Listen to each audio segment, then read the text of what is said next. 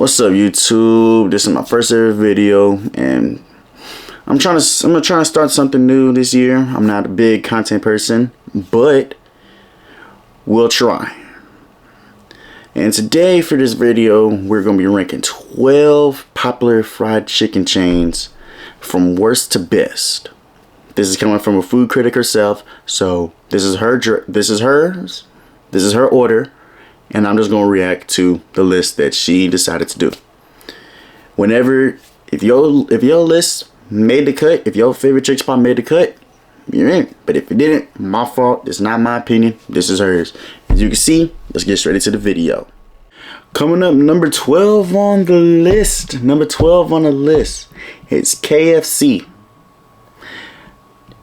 And what she said this: the vibe of the restaurant I visit was simply sad. The staff didn't seem remotely happy there, except for the upbeat music playing, and no one seemed to be enjoying their time. I didn't stick around for long, other than to order, grab a picture before returning to the car to taste the chicken. The tender very much matched the feel of the restaurant, although it didn't taste particularly fresh. It had rather chewy texture, and I found that breading was just barely there. Not to mention the meat was dry inside and even stringy. I may have better luck trying KFC's famous coleslaw. Now, I'm not a coleslaw type of person or a KFC type of person. You know what I'm saying? So apparently that restaurant she visit just didn't match her feel. Apparently, at the end of the day, it's her opinion, not mine. I just read off of what I see. And according to this was in 2025. We're in 2026. So, number 11 on the list is PDQ. I ain't never heard of this restaurant. Not at all. But apparently, looking it up, it's a Florida thing.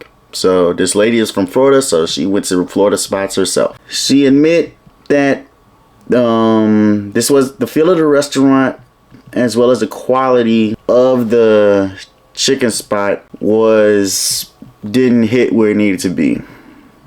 Even the breaking point halfway on my list. The breading of the chicken tenders was heavier than some others that I sampled, but there were also even bigger ones. The highlights of the menu was the milkshakes and the sauces. But if you strip away those, look strictly at the chicken overall experience of being in the restaurant, it wasn't very positive. Perhaps the chicken would be better, particularly with more samples, but with tasting in particular, PDQ did not hit the mark, placing putting this second on last on my list. So basically what she's saying is it had its ups and downs, but it just didn't hit the vibe that like she needed to solidify this one. Alright, number 10 on the list. It's Slim Chickens. Now, her first experience was very catchy. They enjoyed the milkshakes and appetizers, but her visit for the tasting didn't have the same result. Her second visit she went there, the chicken was not what she hoped it would be. Thus the reason why she ranked the number 10 on the spot. I feel like you should need to floss a pick to clean up after your chicken meal, but that's exactly how I felt after Slim Chickens. Picking out chicken for the next half hour, I had plenty of time to think about the fact that I tried several other better tasting pieces of chicken. The texture of my meal may have been the result of the late in the evening visit, but even still, it wasn't a great experience. On the other side, her husband ordered the Oreo milkshake and it was delicious. My first experience, she said, had like patio-like furniture with red gray tables. There, it was a nice touch and the decor was very respected. So that's how it felt like for me when I went to Slim Chickens for the first time. It was popping, lines was long, ate the food, it was good. But then over time, when you go somewhere, you feel like the food would hit. But then on the other times, it ain't gonna hit the way how you thought it would be. So leaving Slim Chickens at number 10. And now we're at number 9. Wingstop. Oh boy. One of her best parts about her job as a food critic is to visit restaurants that she hasn't been before. She was ashamed that this was my first trip to Wingstop, and I admit I probably didn't get the chain star item. Compared between chicken tenders and all the other chains, so even when she went to Wingstop, she still got tenders. The location of my visit was very small, seemed to be mostly a takeout business. There's a kitchen behind the counter, a single table, and there wasn't a lot of room to even hang around or even wait for your food. Well, even if I visit for dinner or lunch, this would be disappointing. But for takeout, it's perfect. Even with a very small restaurant, small location, I didn't do much for my feelings about the chain, but I was rather disappointed in the staff. They were a little standoffish, and they even seemed a little reluctant to be serving. The staff wasn't warm at all. The chicken was biting to the tender. It was freshly cooked, not greasy in the slightest. I noticed a thick breading here with a great crunch to it, and it was very enjoyable. Nothing about the other tenders stood out. It felt similar to other chicken tenders I've gotten a quick meal or even around an amusement park. All told, it was not too exciting. The poor rating here reflected the staff and the restaurant. Now, this coming, like I said, this ain't my reviewing. This what she put out. For me, for Wingstop, you always gotta go there. Not saying you have to, not saying you gotta eat this every day, but you will eat it on a Saturday night, which it is right now. But overall, Wingstop, it has its ups and downs. Like, I've been to a certain Wingstop where it had like a takeout type of vibe, where you couldn't sit down, you can only get your drink, and they give you food, and then you go. I could eat in the car, but guess what? Didn't feel like it. Now, coming up on number 8, she put on the list is Raising Cane's. Now, everybody knows Raising Cane's is known for their sauce. I wish they could season their chicken more, add a spicy kind, spicy flavor involved. You know what I'm saying, to get a feeling of the vibe. But we'll just see what she says. Raising Cane's has an aura around it similar to Chick-fil-A. It's ultra upbeat with the music and decor, but that didn't translate particularly well to the staff. I never visit Raising Cane's before this article, so I was expecting an experience similar to what you get at Chick-fil-A. I'm happy to report that the chicken was obviously made fresh. Unfortunately, it was so fresh that the breading was just falling off. While munching on the tender more often than not, I came away from stripping away the fried bits. It was like it had been had. This was the only chain with such an issue. The breading was a whole lot drier than some others. I feel like I had a drink of water to rehydrate afterward. So yeah, that's what she put for Raising Cane. Everybody knows it's known for this sauce, but apparently what she put on number 8, it wasn't a bad review. It's a good place to go, but it's not great. And that's what made this list so dead. Number 7 on the list is Buffalo Wild Wings. Now, Buffalo Wild Wings, I don't consider a fried chicken, like a chicken spot. It's more like a wing spot, because as you can say, it's called Buffalo Wild Wings. So the Buffalo Wild Wings you go to and one I go to are very different. It could be any spots. So what she said was, in college, Buffalo Wild Wings was one of my favorite regular places to go to for dinner because it was guaranteed those buffalo wings would taste good. She'd always get the boneless appetizer wings with some chili cheese dip. And then she said this: the restaurant feel didn't hold, but the chicken was better than I expected. It was a little bit chewy and the bread was more substantial than I was hoping for, but it was pretty well seasoned. The flavor here, not even with the sauce, was impressive. Not to mention, if you're a big sauce fan, which I'm not, I'm more of a ketchup type of guy, Buffalo Wild Wings offers an expressive array for you to choose from. Between menu offerings and the flavor of the chicken, this chain leaned toward the middle of the list, and it was feel more of a restaurant higher, kept from being higher than the other ones. So like I said, it's not the traditional wing spot you would go to. It's more like the sporty type of vibe you go to watch a game, kick with your friends and stuff like that. Watch a whole bunch of other drunk people on the bar drinking Modelo and Bud Light. That's not me. I'm only 19 and I'm not gonna drink. I'm never gonna be a drinker. Number 6 on the list is Zaxby's. Me personally, I've been to Zaxby's maybe like 5 times at most, because originally I'm in college in Atlanta, so they're known for their wings out there. So every spot you go to, there's gonna be chicken there, chicken there, chicken here, chicken there. So I'm not the Vic, so like I said, never heard of Zaxby's. I mean, I heard of it before, but I never got a full like experience. You know what I'm saying? What she said was walking in Zaxby's. She said I was floored by how much of a departure it was from a typical fast casual restaurant. The colors of the restaurant and just the general feel had all look of a sit-down restaurant. This really helped the chain's overall vibe. And although it's not something you would immediately think of, the feel like Zaxby's compared to some other chain restaurants is significant. I could imagine this spot as a road trip stop if you're looking for something more comfortable than fast food. Those who prefer minimal breading on their chicken tenders will enjoy these. I found them not to be super crunchy, but rather lightly breaded and soft. The tenders were tasty, and even if there wasn't a whole lot of seasoning on the chicken. Although it's not my favorite choice as a flavor, I wouldn't discount it, especially if you're looking for a relaxing meal in a nicer space. So like I said, I only went to Zaxby's a few times, so I get where she's going to, where like, to me, going to Zaxby's is good, you know what I'm saying? It might be better than Cane's. It's better than Cane's, I'll be honest, because you can have a variety of stuff. And I'll also rock with their chilled lemonade. Hey, shout out to the dude that gave me the free lemonade at their spot. Now we're gonna be moving on to the top 5. Now this is what y'all waiting for. Now coming up at number 5, y'all been waiting for this one. Number 5 is Popeyes. Now, based off my skin tone, you can already know that Popeyes is like a spot where you would go to, not regularly, but you would go there just to get some chicken. For me, I always do a 3-piece, fries, biscuit, all that stuff. If you eat the biscuit without the sauce, you're crazy. But sometimes it's good. If you can hate on me for that, I don't blame you. I've been to Popeyes on several occasions, but I never visited a Popeyes quite as new as this one. See, I like how she said this is a new one. You can see everybody's like updated now.